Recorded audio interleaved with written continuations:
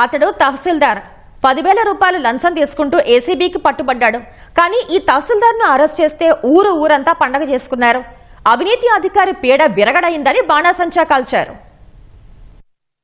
రంగారెడ్డి జిల్లా తలకొండపల్లి తహసీల్దార్ బి నాగార్జున 10,000 రూపాయల లంచం తీసుకుంటూ అవినీతి నిరోధక శాఖకు పట్టుబడ్డాడు. అంతారం గ్రామానికి చెందిన మల్లయ్య అనే రైతు తన తల్లి పేరిట ఉన్న పొలాన్ని తనతో పాటు తన 4 సోదరుల పేరుపై మార్చాలని తహసీల్దార్ కార్యాలయానికి వచ్చాడు. 6 డాక్యుమెంట్లు మార్చాలని, ఒక్కో దస్త్రానికి 2,000 చొప్పున 12,000 ఇవ్వాలని తహసీల్దార్ నాగార్జున డిమాండ్ చేశాడు. చివరకు 10,000 ఇవ్వాలని బేరం పెట్టాడు.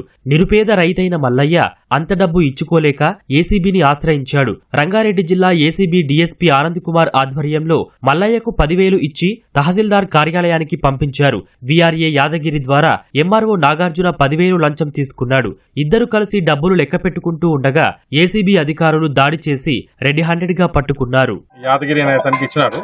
యాదగిరి అనే అతనికి ఇస్తే యాదగిరి అటెండర్ 10,000 రూపాయలు పక్కన ఉన్న బాత్రూమ్ లోకి తీసుకెళ్లి 10,000 తీసుకున్నాడు. తీసుకొని లెక్క పెట్టినారు. లెక్క పెట్టిన తర్వాత ఇప్పుడే ఒక 5 minutes లో నేను తీసుకుంటానని చెప్పేసి అతని దగ్గర పెట్టేసి లోపల పరిగెత్తడం జరిగింది. దాంతో తర్వాత మేము కూడా వెళ్ళి అదుపులోకి తీసుకున్నామండి.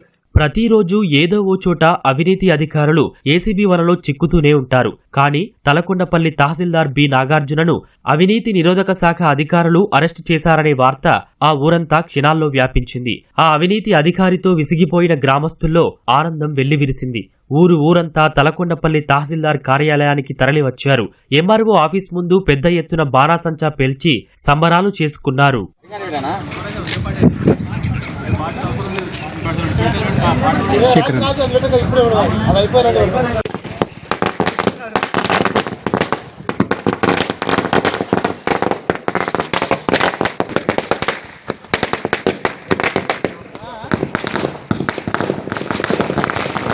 అవినీతి అధికారులపై ప్రజల్లో పేరుకుపోయిన ఆవేదనకు తలకొండపల్లి తహసీల్దార్ నాగార్జున అరెస్ట్, ఆ తర్వాత బాధితులు చేసుకున్న సంబరాలు నిదర్శనంగా నిలుస్తున్నాయి. ప్రభుత్వ అధికారులు ఎవరైనా లంచం కోసం వేధిస్తే టోల్ ఫ్రీ నెంబర్ 1064 ద్వారా లేదా ఇతర మార్గాల్లో తమకు ఫిర్యాదు చేయాలని ఏసీబీ కోరుతోంది. ఫిర్యాదుల వివరాలు పూర్తిగా గోప్యంగా ఉంచుతామని భరోసా ఇస్తోంది.